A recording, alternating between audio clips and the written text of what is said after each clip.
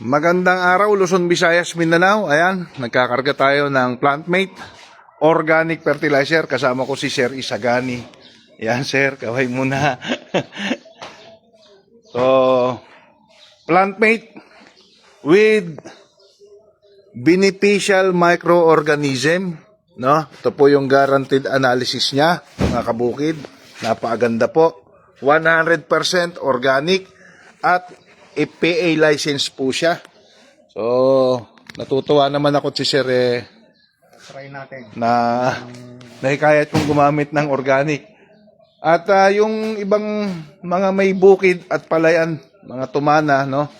Subukan nyo rin pong gumamit nitong mga produktong ito na magbibigay sigla sa inyong mga lupain dahil sa matagal ng paglalagay natin ng mga synthetic, no? Kumbaga, nasira na po yung ating lupa dahil umaasa na lang tayo sa synthetic. So ngayon, itong mga produktong ito ang magbibigay sigla muli sa inyong mga sinasakang lupain. At ang nakakatuwa nito ay napakamurang halaga. Isang sako. Samantalahin natin dahil medyo ang produktong chemical ngayon na nilalagay natin sa ating mga lupang sinasaka, medyo nagtaasa na po. Dahil ang diesel po dito sa Nueva Ecija ay umaabot na po ng mahigit 100 per liter na po, sir, no? Mahigit 100 per litro. 109. 109, mga kabukid. So, ayan. Papaarga po tayo. So, PlantMate. Sa mga gusto pong mag-order nito, isulat nyo po, kung may ballpen po kayo dyan, isulat nyo po yung aking contact number. Tawagan nyo po ako, 0949-3296-595. Again,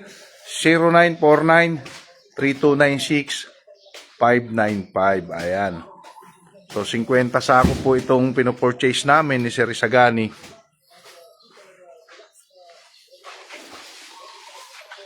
Dahil grabe ang abono ngayon. Ang urea po natin, mga kabukid, as of now, nasa 2,150 po according kay Sir Isagani. At yung nakausap ko naman sa Gimba ay nasa 2,3 na po ang urea pa lang. So yung presyong 2,150 ba yun, Sir, na urea? Saan pong area yon? Rizal. Allanera. Oh. Doon ako bumili 2,150 na. Dati, ang regular price niya. 1,550 lang yun. Tamo, 1,550 lang. Grabe. 690 na. Tatlong sako na. Lahat na yun. So, ayan. So, ito po ay compost ng mga chicken manure, carabao manure, at yung plant na mga binulok na mga prutas, damo, etc. Ayan na po. Mapapansin nyo, wala kayong makikita langaw, ano, sir? Wala nga. Sa hindi mabaho. Walang baho, no? Walang amoy.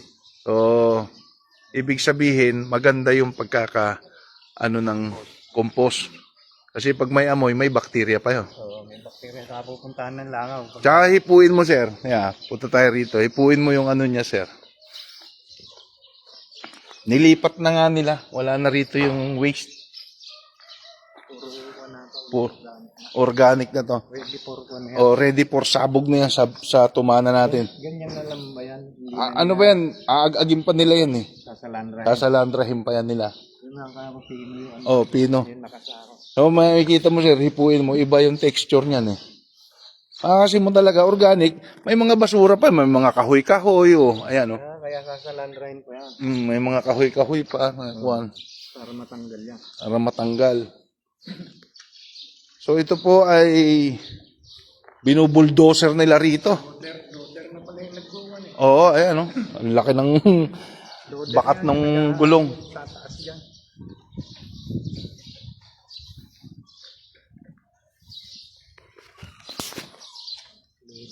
Ang luwang, sir? Ayan, ilang libong sako na naman kaya pag sinako nila eh. Ito, libo-libo sa ako. Libo-libong sako. Wala po yung kanilang... Parating na raw si Sir Jed. Tumawag sa akin. Sir Jed, shoutout sa'yo ha. Naunahan ka pa namin.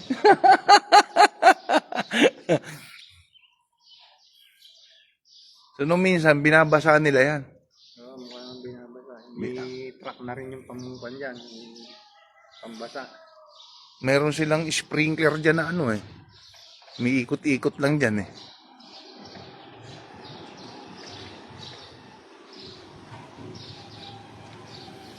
So, ito po yung compound ng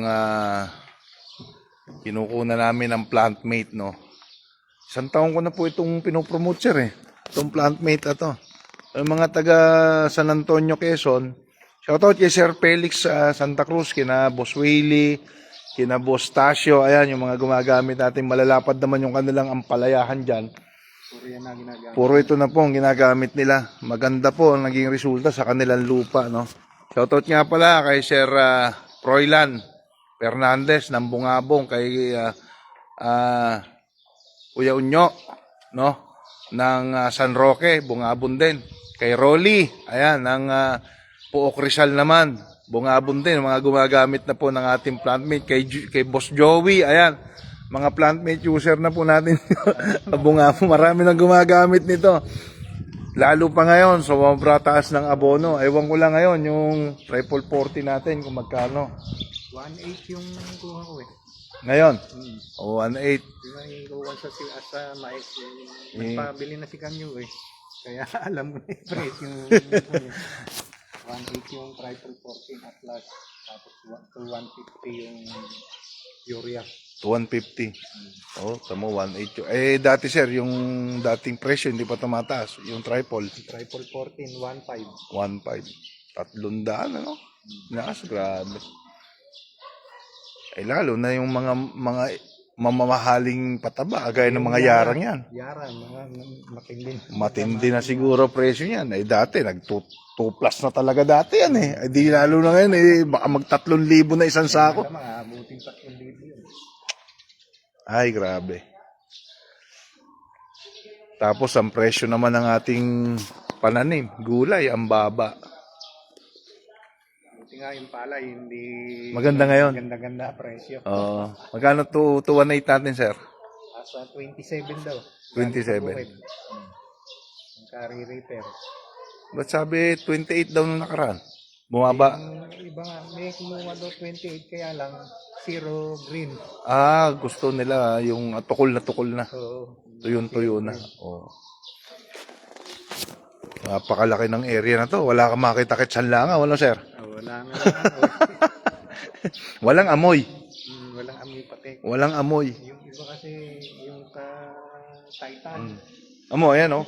Basura talaga, eh, oh. Kuya Pete, may Medyo may ano. So, compost daw po ito ng 36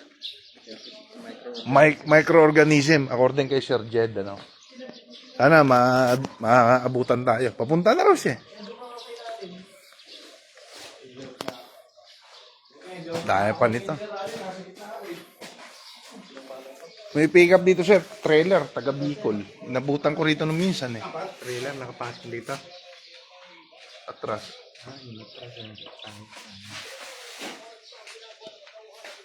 Kumukuha pa sa inyo yung taga Bicol, boss? Oo. Ilan na po ito? 14.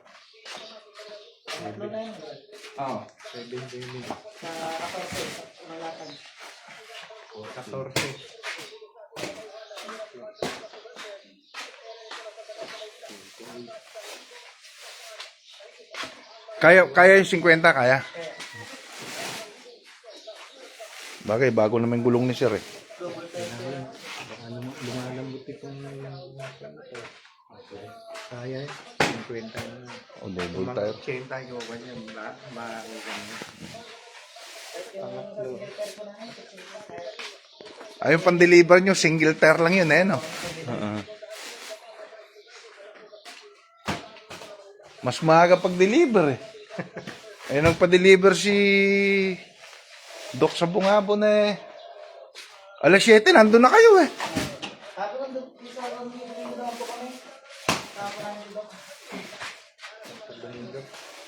Santo Domingo naman kayo. 240. Tama. Makikilala ngayon to.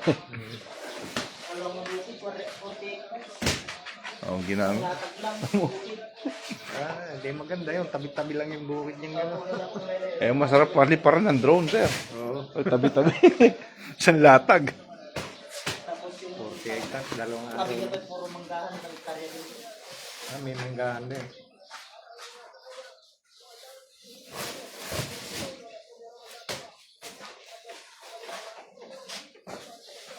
Sanay na kumamada mga yan.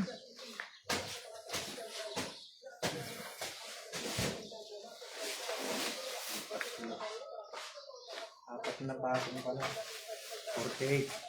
48, oh. Pito-pito, no? 14. 14. Oh, isang kuha, 14. May ilang libong sako ito?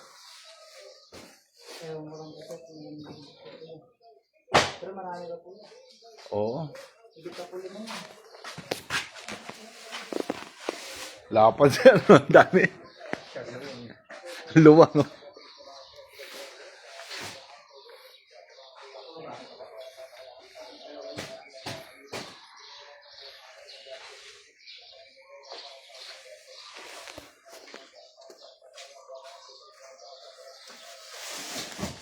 So again, plant-mate organic fertilizer with microorganism. Magiging healthy pong muli ang lupa na sinasaka ninyo mga kabukid. At bukod pa ron, siyempre magiging healthy rin yung kakainin ng mga kababayan natin kasi organic po ito, no?